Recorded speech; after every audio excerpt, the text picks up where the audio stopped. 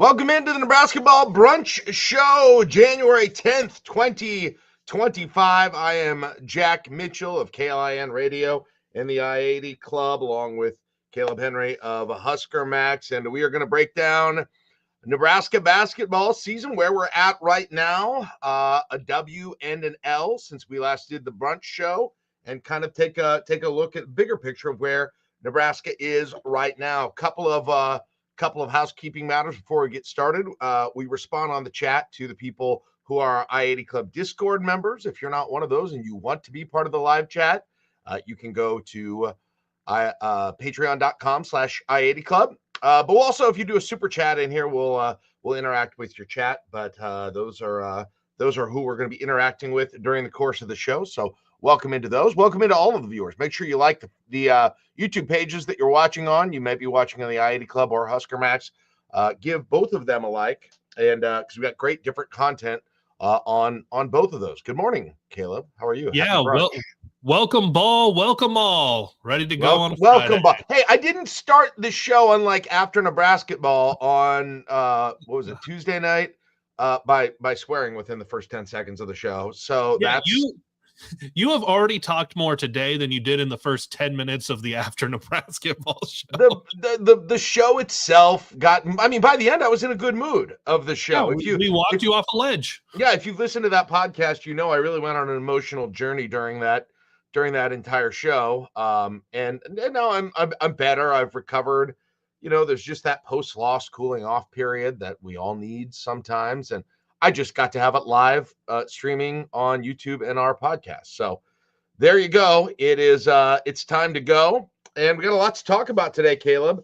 Since we last talked, Nebraska gets a win against UCLA. We obviously did a post game for both of these games, but here in this brunch format, we've not talked about it. And then the loss against Iowa on Tuesday. So that leads us to our first and most important question that people are always wondering about. What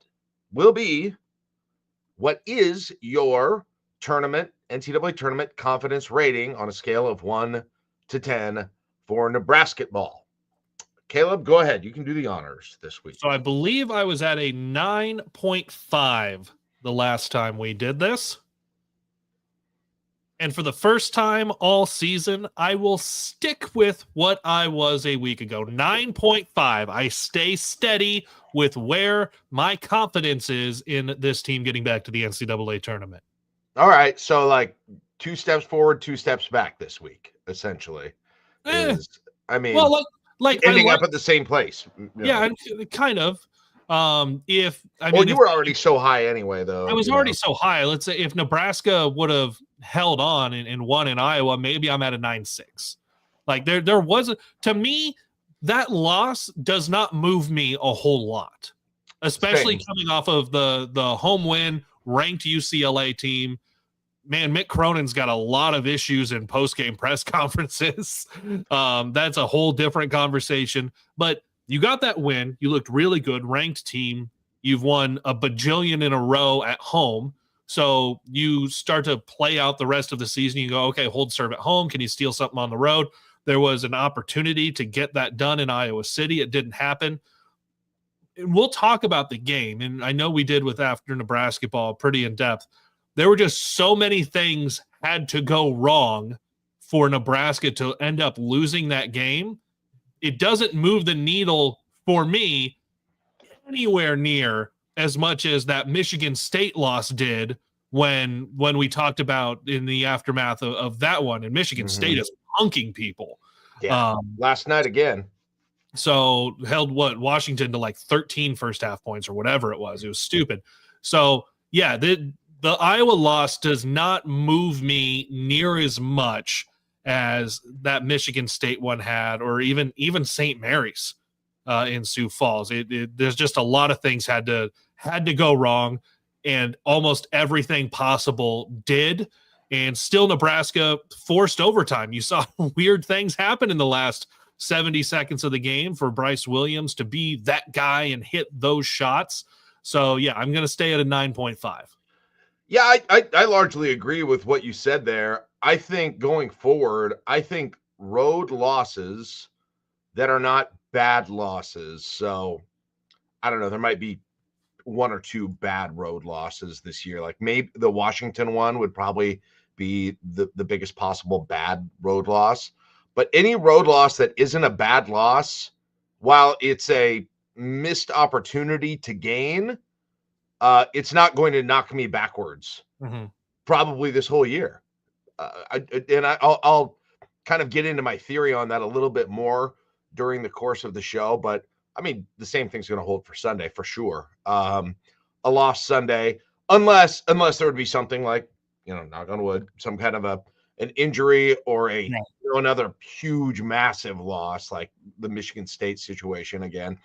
But if it's a loss by 20 or less and nothing significantly happens, that alone, I guess we'll have that, and we'll have Rutgers before we go next week. But that loss alone won't knock me back.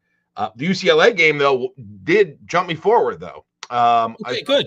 It was a good. I mean, I think that's going to be a nice resume piece. And I don't know. So UCLA, right? They since lost another game. Well, that was where the big Mick Cronin clip that's been going around and talked about everywhere has been. But UCLA lost again to Oregon after they lost to Nebraska. So. But nonetheless, I still see that as a quality game. I see that as a quality win, a resume booster, keeps that home streak alive. A lot of momentum in that one. I thought it was significant. So I'm going to jump up. I believe I was at 6.5. I'm actually going to go up to 7.5.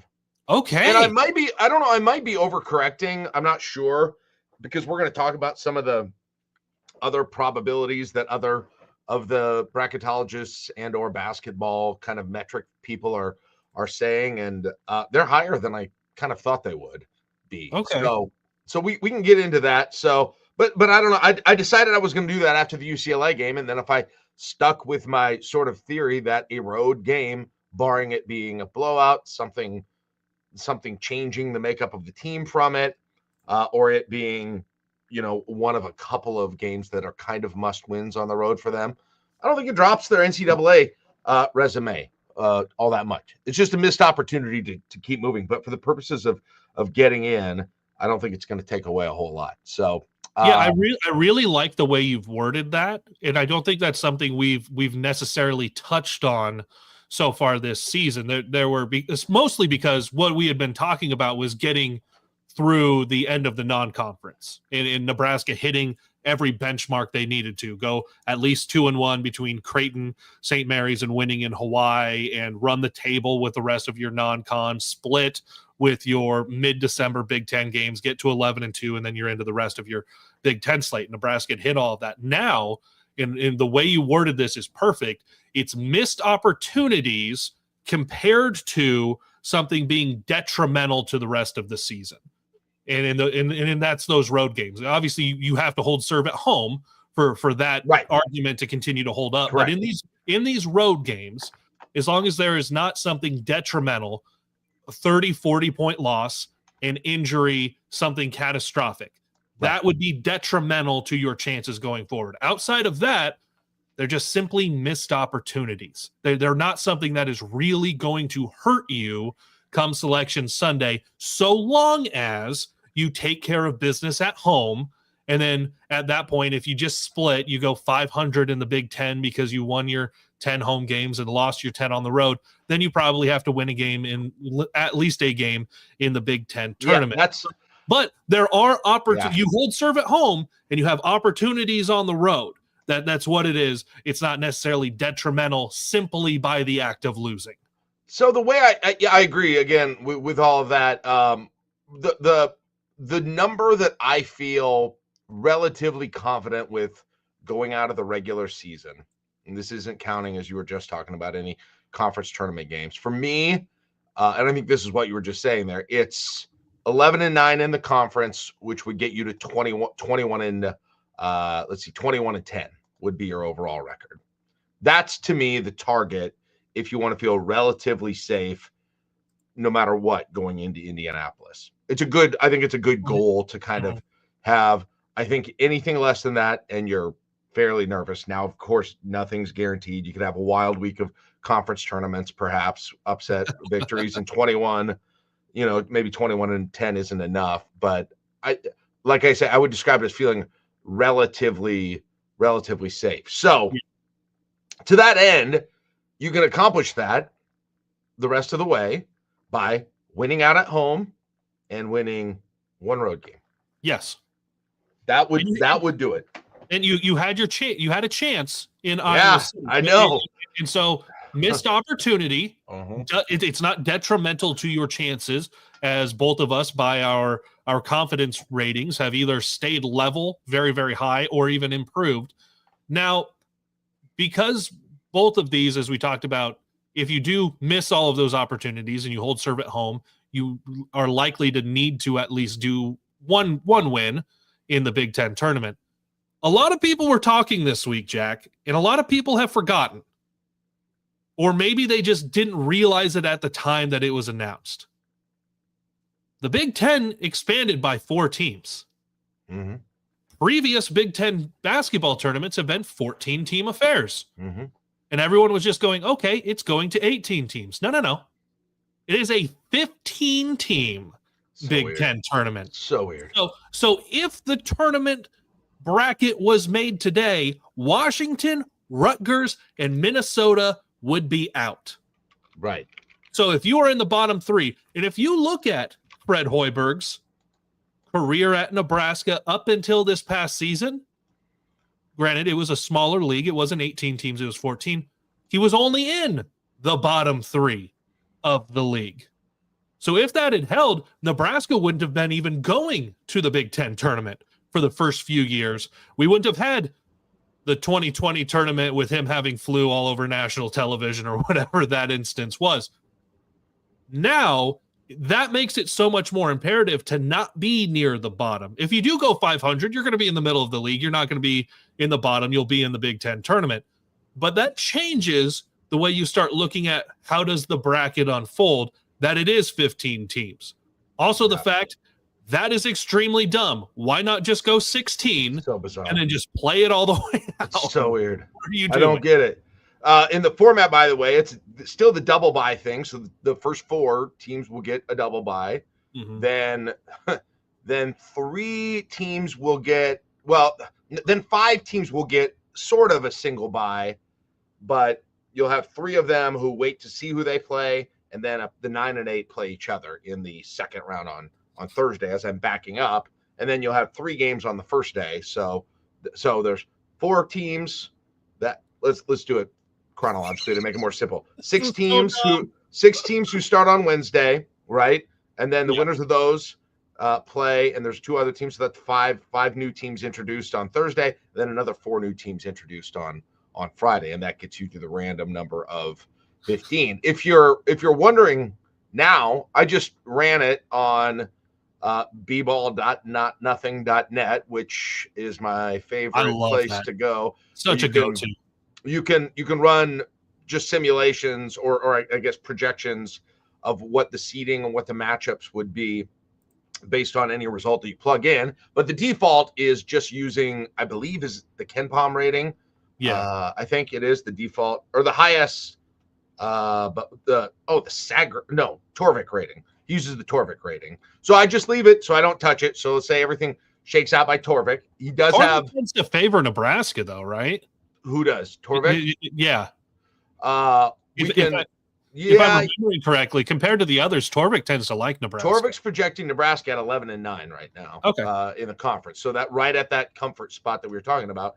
So he has Nebraska at 11-9. That would give Nebraska the 9 seed alone at 11-9, and that would put them in that second day against Michigan State, according to Michigan State, with a winner facing Michigan. So not the greatest draw there necessarily, but probably won't be a lot of great draws. It would keep them out of the very first day of play, which I don't know if that'd be good or not for them if they could have piled up. They have currently undefeated in the league, 13-2, 16th ranked in the nation, Michigan State ending up as the 8th seed. I don't know. There's some in the simulation. He's got 8 losses for Michigan State the rest of the way. So wow.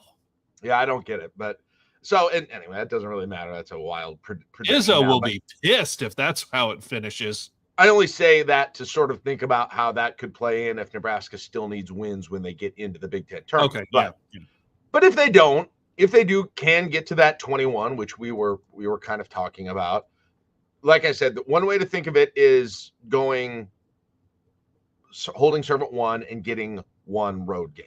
Yes.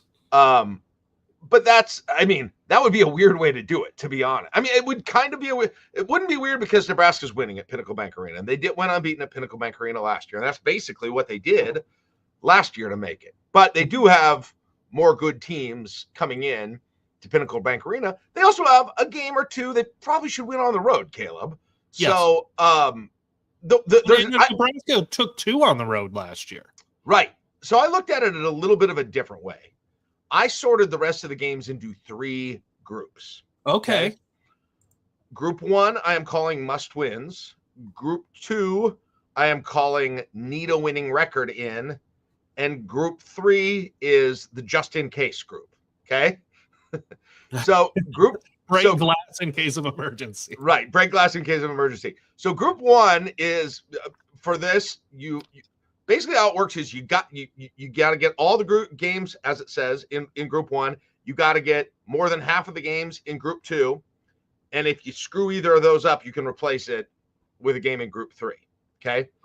So here's group 1. And these may not be in chronological order. But group 1 is home games against Iowa, Ohio State, Rutgers, and Minnesota. So Rutgers games on Thursday. I also have at Washington in that one. Okay. So, yeah. Rutgers, Minnesota, Ohio State, Iowa, at Washington. Those are must wins. Then you got to get half of this group 2. This is the interesting part. Maryland at home, Illinois at home, Michigan at home, Oregon at home. Jeez. At Northwestern, at Ohio State, at Penn State. Okay. That is right there. I just read you 7 games. You need 4 of those. Got to get 4. Maryland, Illinois, Michigan, Oregon, at Northwestern, at Ohio State, at Penn State. Then group 3, break glass in case of emergency. Next game at Purdue, at Wisconsin, and at Maryland.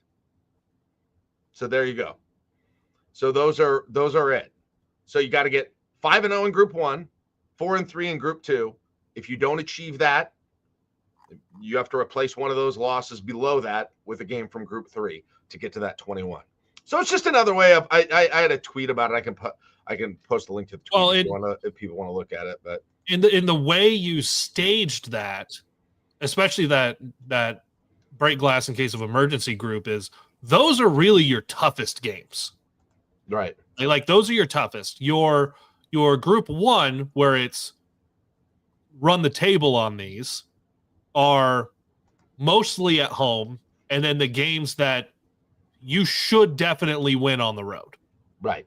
And in that group 2, it's a lot of coin flip games. And you feel like you're in a good place, say like with Maryland, who weird to play for Nebraska. Like you obviously understand Iowa, but weird that you're getting a home and a road with Maryland, but you're at home. Same with Illinois and Michigan and Oregon. You're at home. So you feel like you should get those. And then on the road, Northwestern, you should win that. Penn State, you should, but it's on the road in the Big Ten, and Ohio State. So I like the way you laid this out, in that it's you should win 100%, go at least 4-3. If you don't get either of those, you can make up for it with what you have in group 3. Yeah. So anyway, I don't know if people find that handy or not. Other way, just get to 21. But that's kind of the way that I think of it. So you got a group 1, group 2, group 3 game. You can kind of look at each one when you're coming up. And so you got a group 3 game this week against Sunday, and then a group 1 game on Thursday at Purdue and Rutgers. So anyway, sorry, that screen share doesn't look as good as I hoped it would. So I'm going to take that down. But nonetheless, so here's an interesting thing to me, Caleb. I was looking at some of the other metrics that have been put out there in terms of Nebraska's NCAA odds. Yeah. And so I'm at 7.5, and I thought I was sort of being, I know you've been high all year, but I've been at 7.5. But if you look at Bart Torvik, for instance, He's got Nebraska at 90.6 right now. Okay. To make the tournament. 90.6 likelihood to make the tournament, which is that's more with you than it is with me. You look at teamrankings.com, they've got 80.1%. In Bracket Matrix, now Bracket Matrix is the one that takes all of the many bracketologists out there and then just compiles everything, and every time one of them updates a bracket, they compile it. And Nebraska is in, of the 53 brackets on Bracket Matrix this morning, Nebraska is in 52 of them. Oh. And the one that does not have Nebraska in was put out before the UCLA game, because some people only update them every couple, every 10 days sometimes.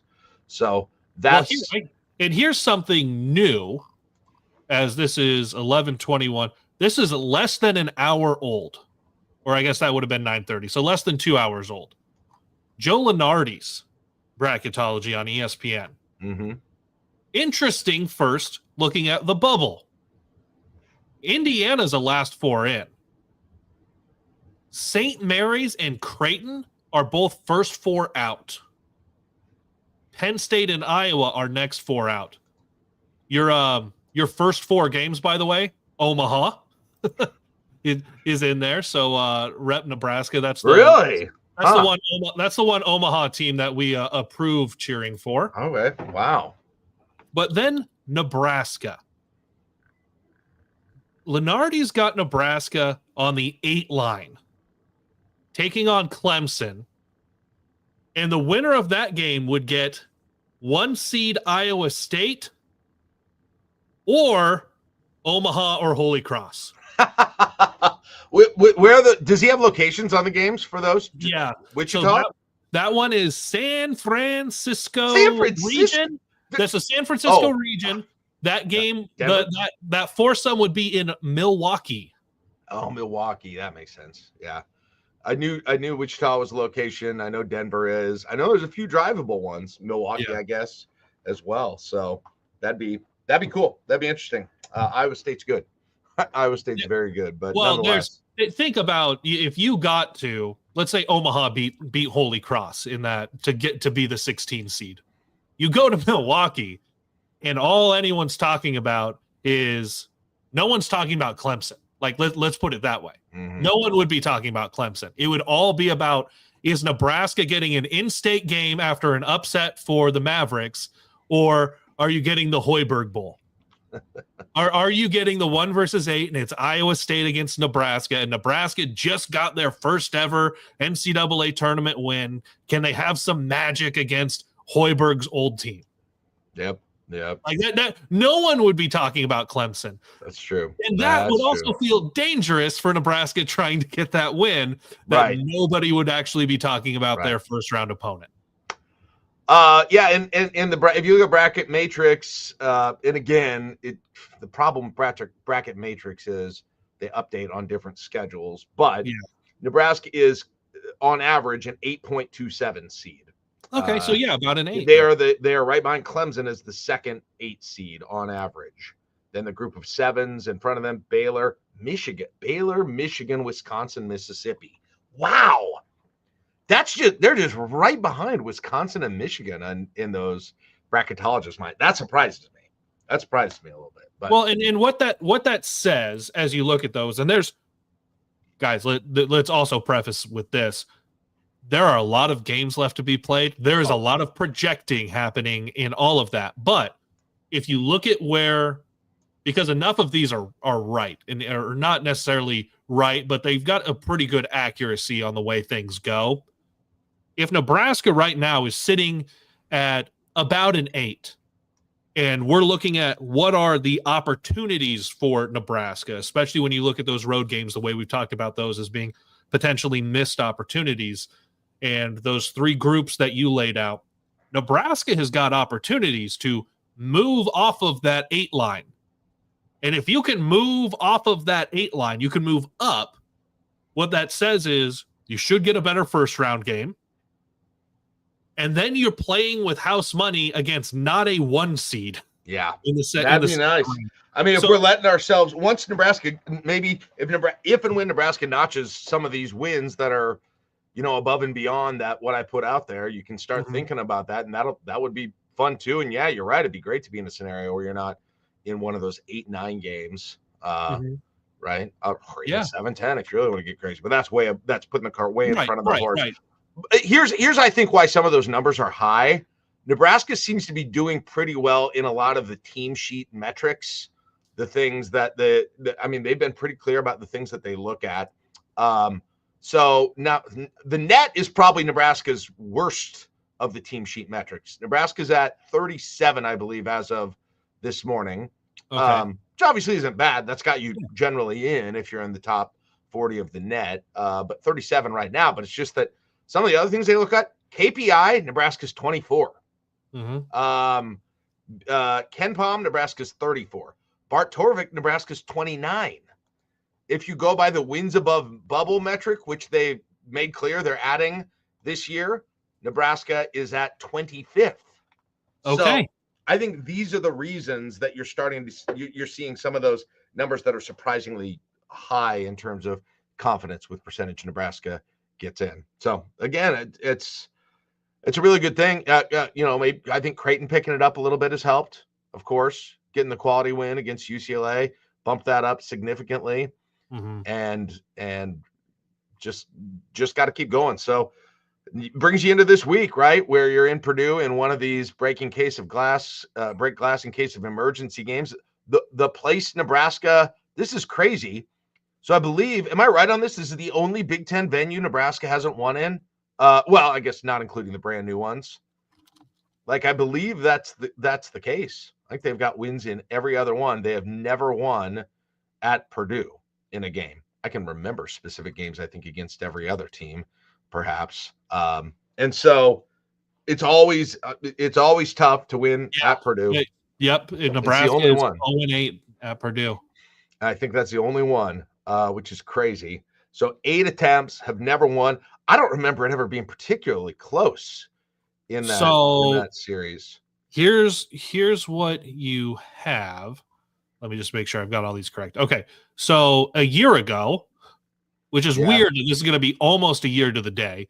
January 13th is when Nebraska played there. It was an 18-point loss. Year. Wait, did Nebraska play at Purdue last year? No, this would have been 2 years ago. Okay, 2 years ago. That makes sense. 2 years ago. And then in the year before that, it was a 27-point loss. Ooh. You go to the 2018-19 season, 19-point loss. 12-point loss the year before that. Let's see, 15, 12, 6-point loss in 2014. Oh, and that was their so in 24. So that was their NCAA tournament team then. Yeah. And then you go back to 2012 and it was another 18-point loss. So most of these are not just double digits, they're running away at the end. There's one team that has had Nebraska's number in their home court more than anyone. It is definitely Purdue. Now Purdue's had their L's to Nebraska and Lincoln, as we very well remember. There have been multiple of those. Nebraska's got a winning record against Purdue and Lincoln. Really? Wow. 5-4. Wow. That's crazy. So you look at Purdue now, and they're just not the Purdue that we've been used to for the last 4 years, or the last several years, I guess. Because of one big reason. In terms of quality. Yeah. I mean, it's very clear why that's the case. So here's how their season's gone so far. They are right now at a record of 12-4. Of those games, they are in the conference. They are 3-1, but 12-4 overall.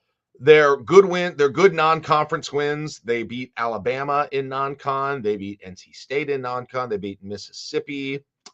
And those are probably the 3 best ones. Their losses in non-con, they lost to Marquette by almost 20. And they lost to Texas A&M and Auburn, which are both very good losses, but they lost both of those. Auburn beat them by 17. Texas A&M beat them by 4. They do have one conference loss, which was at Penn State. That was back first week of December, first conference game of the year. Penn State, you maybe remember that game. That was when everybody was kind of getting high on Penn State. They won that 81-70, did Penn State. Purdue turned around, beat Maryland at home by 5. And then in their first Big Ten games in the full-time Big Ten schedule, beat Minnesota by 20 on the road, beat Northwestern at home by 18, and then beat Rutgers on the road by 18. Feels like they're rounding into form a little bit, Caleb, even though they haven't, and they've had a tough schedule. So, I'm not inclined to look at that resume and be like, yeah, I mean, to take that much solace in the fact that they aren't quite as good as they were last year. Well, no, and there's also, you have to add in, you have had such a steady piece. And we have seen that he hasn't gone and gotten destroyed at the NBA level. Like there was going to be a transition period for this Purdue basketball team that was going to last more than an off season on what's next post Zach Edey. So you knew you were going to get that. It obviously has taken some time, but you're right. It looks like they're playing better of late than the way they started. And some of that is got to be that you're getting into Big Ten play. It's a lot more familiar than your non-conference slate. So you're seeing a lot of the people, even with the transfer portal, you're seeing the teams, the coaches, the styles that you're a lot more used to. Now, for Purdue, statistically, Nebraska is scoring better and playing better defense. So Nebraska 77.5 a game, Purdue 76.8. Nebraska holding opponents to about 2 points less than Purdue is. So it's pretty even there. Purdue, though, is shooting better field goals overall, shooting better from 3. Nebraska is shooting better on free throws. And then you get into, I will say, out of all of the stats, when you're looking box score stuff to preview a game, here is the weirdest one. And because of what the last 4 years have been with Zach Edey, Nebraska's rebounds per game is 37.3. Purdue's 33.4. Nebraska is averaging more rebounds than Purdue, and that's it just when you think about Purdue and you try to get out of your own head on what are the expectations for teams, I don't expect that to be the case. Now, we've seen Nebraska has rebounded a lot better. Nebraska's bigger across the board. You've got these transfer bigs that have come in here, 6'10", 7 foot, whatever. How is that going to translate to a team that is shooting better than you are over the course of the year? But also I think this is the thing that Nebraska stands out when you look at the bracketology and you look at the metrics. Nebraska's defense. Take away what happened in Iowa City in the second half. Iowa was held to a season low first half scoring. Yeah. Those 31 points, that was the lowest Iowa had scored over the first 20 minutes of a game this season. Nebraska's defense has been exceptional. Things fell apart in the second half, and you shot just over 50% instead of the 77% you had been shooting coming into that game from the free throw line. I just realized that basketball game was the football game between Nebraska and Iowa. Yeah, it very much was. Wow. And especially you add in the overtime and things going wrong immediately. Yeah, for sure. So yeah, there are things, and I know that this is your break glass in case of emergency group. Nebraska matches up really well statistically for this team from a size standpoint. Bigelow had been talking about in the after Nebrasketball when he looked at this 2-game road stretch between Iowa City and West Lafayette. He liked Nebraska's chances better against Purdue than against Iowa. That's right. I forgot about that. So it's not to turn every time we have a show, whether it's the post-game show or brunch. Man, there's a lot of optimism about what this team has in front of them for an opportunity. Yeah. Oh, for sure. For sure. I mean, you again, you're going to have to get a road game, but man, if you could get it, at least the one now and against Purdue, holy cow, that changes the whole frame of the discussion. If it changes the map the rest of the year. And as we said, at the beginning ad nauseum, right? If you don't, you move on to the next one and try and get that next road game. pull an upset. But yeah, pulling one of these upsets, which by the way, Bart Torvik has Purdue. This isn't a Vegas line, but this is his line, which often matches up with the Vegas line. He's got Purdue by 5.5. So Okay. just to kind of give you an idea on what his thoughts are in terms of how these teams match up. So that's it. That's interesting. Do you still have your the Big Ten tournament on where it projected? Yeah, Purdue number 4. Michigan, Illinois, Wisconsin, Purdue is what it predicted according to Torvik. So not super high on them necessarily. I don't have what he had their record as, but yeah, he has them as number. Oh, here it is. He has them as 15-5 overall. So they already have 1 loss. So that would be getting 3 more losses this year is what Bart Torvik is projecting for them. Okay. And then Purdue, it's a mixture. It's a lot of guys, even though they're, Zach Edey isn't there, Caleb, it's a lot of guys Nebraska has gotten very familiar with. And frankly, at time, I'm thinking of Braden Smith, and man, he's having a great year. He is having a really good year. He continues to be kind of a bigger focal point for that team. A lot of green when you look at his numbers, which is good. Mm-hmm. But Nebraska frustrated him.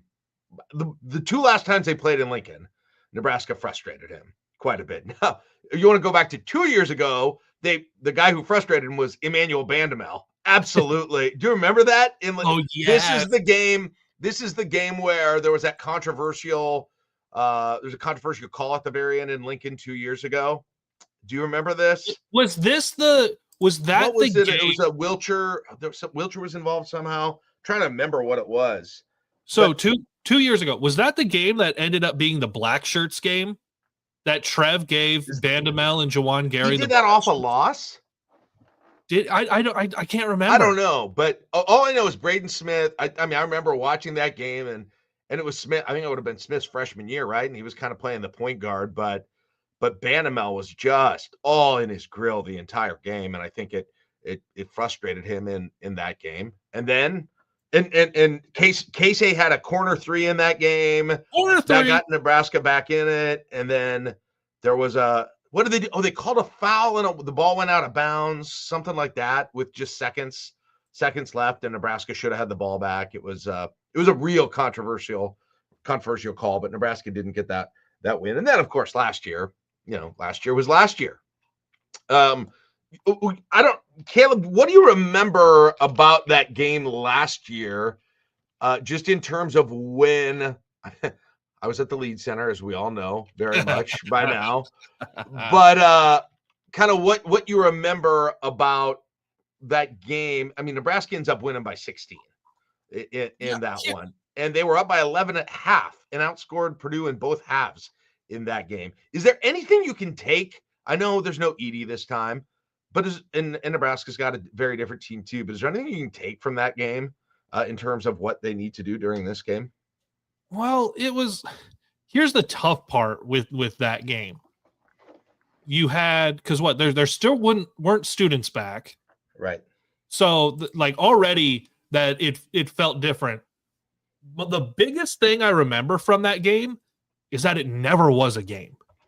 It's tough to what did guys do well here? Who made a big play? It was just Nebraska got ahead, and the whole time we're sitting there in the media section, we're like, Purdue's not turning it on. They're never taking over this game in the second half. And you looked at, and then there it is. Yeah, I mean, a 16-point win, and Nebraska played really, really well. But the biggest thing was that it wasn't ever really a game. Huskers shot over 50%, and you got late in the game, and you just went, "This is a number 1 team," and Nebraska pretty much controlled it from shot them out of the gym. Yeah. Which is not a stretch. 14 threes. Right. Which is you've seen a little bit of that Nebraska this year, but not lately, right? Nebraska's won in a really different way, but you're right. Yeah, 14 for 23, including Casey going 5 for 9. CJ Wilcher going 3 for 4 in that game. Rank was even 2 for 5 in that game. And they shot. Look at that rotation. Like, think about where Nebraska's rotation is and how many guys are getting in the game right now. It's 10, it's sometimes 11 deep, depending on who's all healthy. That was an 8-man rotation. Yeah. Your only guys coming off the bench were Sam, CJ, and Josiah Alec. Right. Yep. That was it. Eight-man rotation in that game. And Bryce only had 9 points in that game, but he had 11 rebounds. Yeah. That's interesting. Yeah, he had 11 rebounds in that game. And Edey had 15 in that game. They got, 13 from Lawyer. Lawyer's still there, obviously. He was 3 for 6 in that game. Kaufman Wren didn't even score, right? That's what I was just looking at. He didn't take a shot and missed his only free throw attempt. Wow, very cocky. Very cocky. Yeah. And Braden Smith, I mean, he was, he had 10 points, but I think he got a little, right? He was 2 for 5 for 3. He wasn't too hot. Had a couple of turnovers in that game. Lawyer had 3 turnovers. Lance Jones in that game had Lance Jones had a rough game. I remember in that one. And so, I don't know that this is particularly relevant for this discussion. Maybe it's just that I kind of want to look back at it for fun, but you go back and you see from that team who's still a contributor. You still got Braden Smith, you got Kaufman Wren, Fletcher Lawyer, like those guys are, they're always around. Let's see, and then Cameron God, I'm gonna get killed if I pronounce this wrong. But Haiti, he played last year 22 minutes. Mm-hmm. He had 5 points last year. And then the other guys that they've got going on, freshman Daniel Jacobson. He's not really playing though. Well, he's been out. He only played 2 games. Yeah, he's not playing. You've got First is still there. CJ Cox is a freshman, and then Jakari Harris as well, who've been getting the other minutes for them so far. So yeah, they're it's a different team when they're not focused, and probably sometimes a better matchup for some teams. Look, Nebraska, if one of the things Fred can do, obviously, is do pretty well at least mitigating a big that is a primary offensive threat for a team when they depend on them, right? Yeah. We've seen that with Edey to some degree. I mean, you didn't shut him down completely, but about as much as anybody did last year. We did it with Kalkbrenner. You saw it with Kalel Ware multiple times last year with Indiana. You saw it this year with Indiana too. So that's a little bit of a different situation than you had last year in terms of that being the primary way that this Purdue offense runs. So I'll be curious to see how Nebraska matches up against it. Yeah. That's going to be the thing is when teams have got a primary scorer that they run through, even if that person doesn't end up leading them in scoring, like you are going to run Purdue's offense through Zach Edey. Creighton wanted to run their offense through Ryan Kalkbrenner. It made things difficult for them at CHI because you couldn't get the ball to him. That was the other thing. There were no touches going to Kalkbrenner, and they figured out a lot of other things since then. So hopefully they can get off of that bubble line and help Nebraska's resume a little bit. But I'm interested to see who matches up where. Does Nebraska tighten up its rotations defensively? That was something that hurt them against Iowa, allowed for some open threes. And then can Nebraska both take care of the basketball, not get into stretches where they're turning it over, not even getting shots, and finish at the free throw line? There are so many of these things that are the opponent doesn't really matter in Nebraska taking care of things. But if Nebraska's defense is defending, and the offense is not offensive to the eye, Nebraska has played really well. And that's how you win this game. It's not going to be by outshooting them, right? Yeah, it's going to be the part that I have driven this bus for people to jump on and understand this team. It's kind of ugly in that it's the tough defense and it's try to get to the line. And when you get to the line, shoot 16 out of 20, not 12 out of 22. Like there's a big difference in the way that finishes up a regulation game that goes to overtime. Here's the part that I'm really, really interested in, Jack. What does the shot distribution look like for Nebraska? Mm-hmm. Have they decided, Bryce Williams, you're going to go take X number of shots, or you haven't taken a shot in 3 minutes? Guys, it's going through Bryce on this possession. How are they getting him the basketball? Is there, and Fred will probably say no, but is there a red light if Juwan Gary is 1 for 10 with 12 rebounds? Like what are those things that they have seen in film? I know Hoiberg met with the media maybe around now he's meeting, but we'll have some video out to see if those conversations came up on what they learned from Iowa City heading into Purdue. But hopefully that shot distribution, because I know Williams hit 2 of his 4 threes in the game within the last 70 seconds of the game, but him doing that there, he goes and he hits the 3 to cut the deficit, and then he slips through the foul, and there were some people going, oh, well, he got fouled and they didn't call it. Run him over. There are plenty of other times in the game where guys got run over and there wasn't a foul. Like, you have to make it known you are fouling. Grab him if you have to around the waist. Don't let him go. And Bryce did a good job of saying, I'm going to go through here. Oh, excuse me, just going to get through this. And then hits the 3 at the buzzer. That's such a mental thing for him to go be the guy, and he's had to do that a lot more this year. But for him to do that at the end of regulation, it was like, no, Nebraska didn't win in Iowa City, but that felt like a next step for Bryce Williams to go and push it to overtime. So what does it look like in the next game coming out?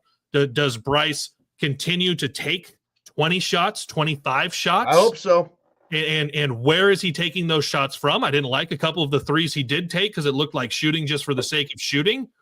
But how does Fred get him the ball and in position to take those shots? Because the team is better when he's that guy, and he's got to be that guy. Can we get him to the line in the first half?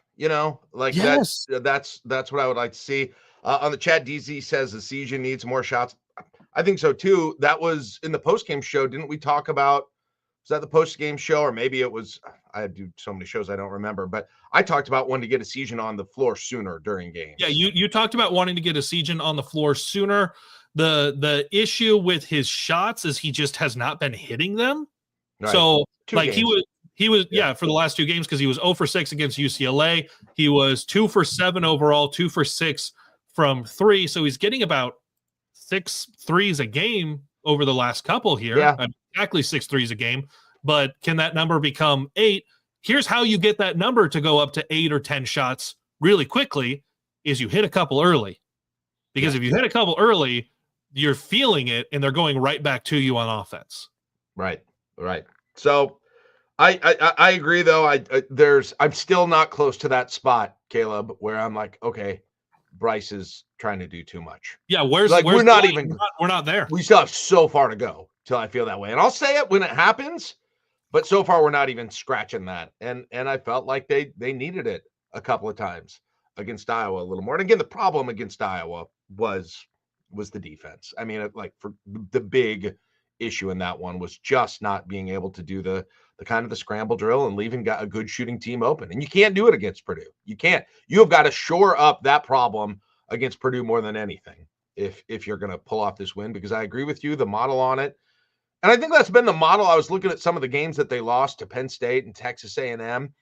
It's not necessarily that these and they played Auburn, and they're just really athletic everywhere, but but the teams that did beat them didn't necessarily light it up offensively or hit 60% from 3.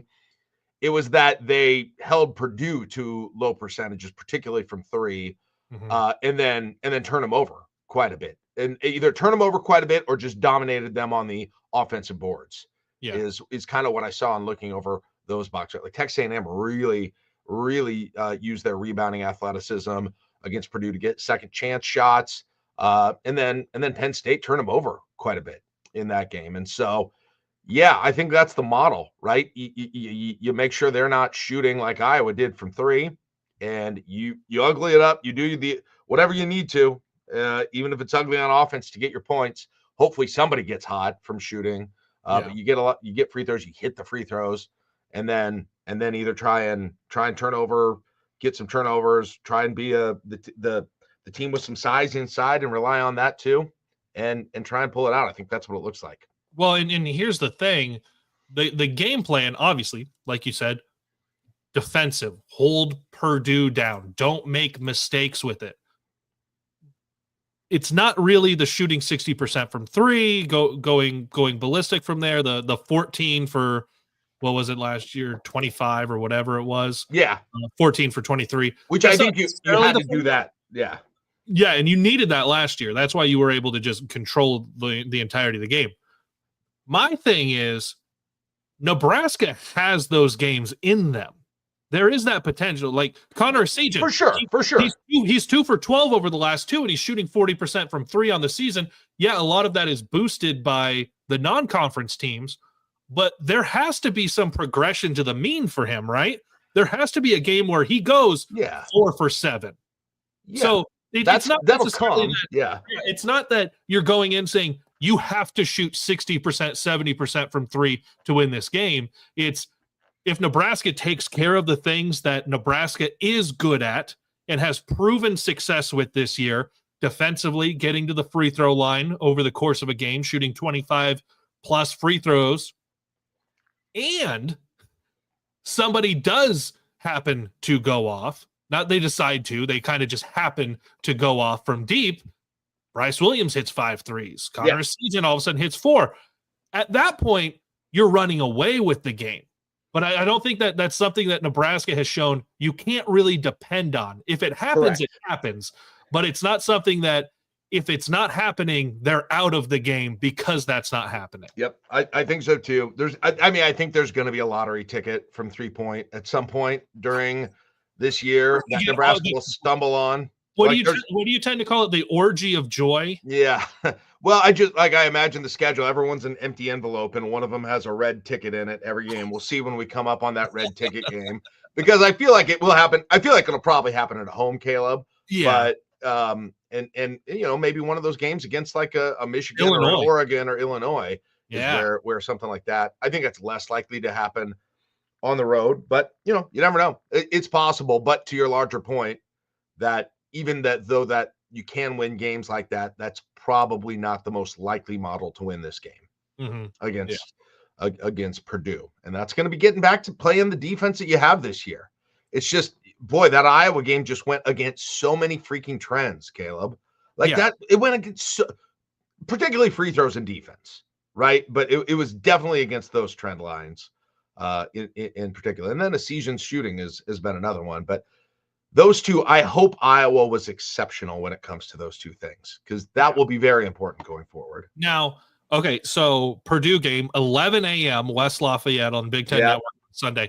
Before we have, and I know Bigelow will help us break it down a little bit more when we get to after Nebrasketball Sunday afternoon. Before we have another brunch show, there will be that Rutgers at Pinnacle Bank Arena, 8 p.m. tip this next Thursday on FS1. Yeah. It's been a little rough for Rutgers. They're 8-8.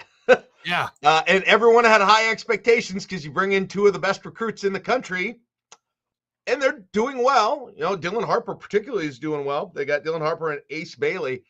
From the little bit I've seen from them, Caleb, it doesn't look like they got a whole lot. Rutgers is sort of known for these, just defensive, big, athletic, not necessarily offensively skilled players, but will grind you down defensively is what I think of Rutgers for Steve Peichel. Mm-hmm. And it's like they don't have those guys anymore. Yeah. They got these two really good recruits. And then I don't know, it feels to me like they just haven't surrounded them with the cast that they need to truly be successful. And their record reflects it, right? 8-8 this year, coming off 3 straight losses, lost at Indiana by 10, lost to Wisconsin at home by 12, lost to Purdue at home by 18. They got losses to Princeton and Kennesaw State too this year, in addition to Alabama, Texas A&M, Ohio State.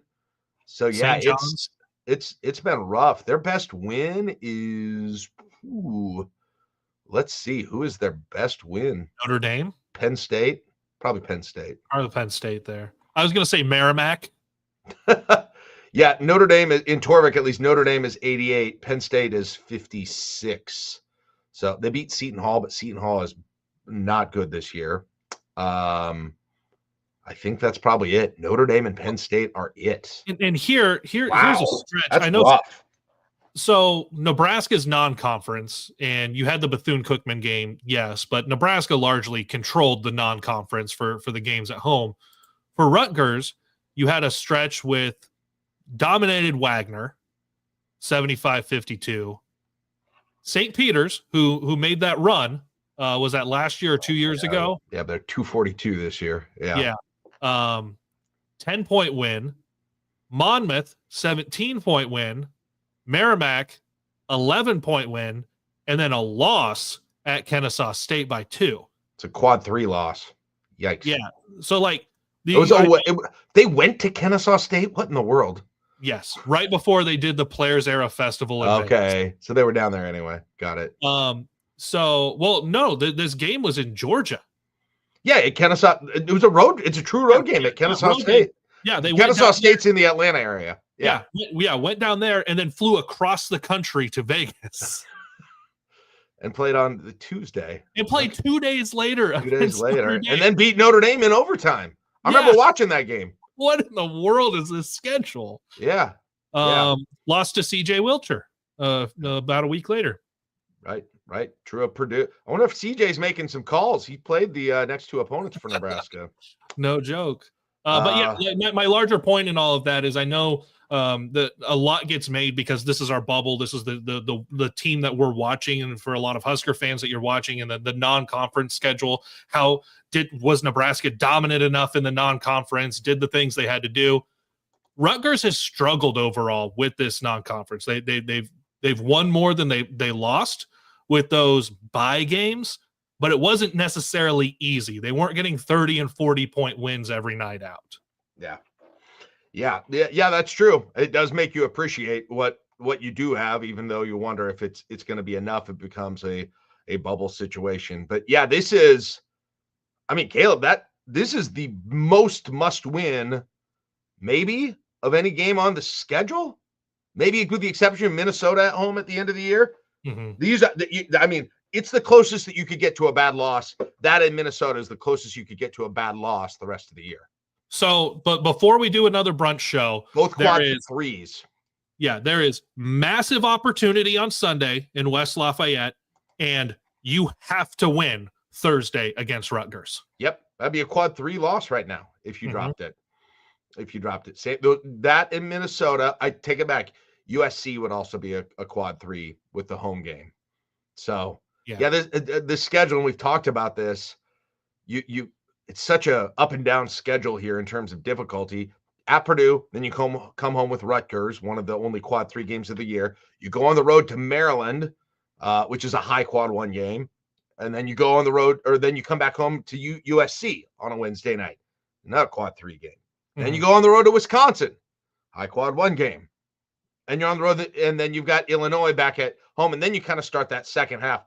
Man, that Wisconsin, Illinois, Oregon stretch that's going to be happening January 26th through February 2 in a period of 8 days. Wisconsin away, Illinois home on Thursday, and then all the way out on Oregon. All the way out at Oregon is going to be really interesting for how things are going to look this year. So. Anyway, that's looking ahead a little bit, and then it gets easier again in the second half. So let's mention about because it's 11 a.m. Central tip on Sunday. About 1:30, we will have an afternoon basketball. Jack, myself, and Jacob Bigelow. Rutgers game is one of 2 over the rest of the regular season that we will not have an afternoon basketball. Jack and I will be there with a bunch of our rec league softball buddies enjoying the game as fans, but we'll be back right away in the morning to do our brunch show on Friday. And then you guys with the I-80 Club, you guys have always got a full schedule. Yep, for sure. We're going to be doing our regular Saturday show. It's a members only show though. So if you aren't getting that show and you're podcast feed. You can either watch it live or you can listen to it as a podcast, but you got to be a member to get those Saturday morning shows. It's kind of our signature show. So if you would like to be a part of that, check it out. You can get in that content tier and get all the podcasts and get all the private links to YouTube, patreon.com/I80 Club, or you can go up to the community tier and be a part of the Discord community, which is a very fun, lively a group of Husker fans who get along pretty well. And we find it a nice alternative to Twitter or other message boards, those sorts of things. So yeah, check that out. And then we'll be back next week, of course, then on our Wednesday night show, Josh and I, and then that'll go from, so we'll go this week. We will have Saturday, Josh and me, Sunday, me and you, Wednesday, Josh and me, nothing Thursday, but then Friday we'll be back here with the brunch show again to kind of serve as the post game. So, all right. I think that's it. Thank you for joining us, everybody. We appreciate it. We'll see you next week, same time, 11 o'clock, where we will update the NCAA tournament confidence meters again and talk about the week that was in Nebrasketball. We'll see you later. That's it for brunch. Bye-bye. Bye.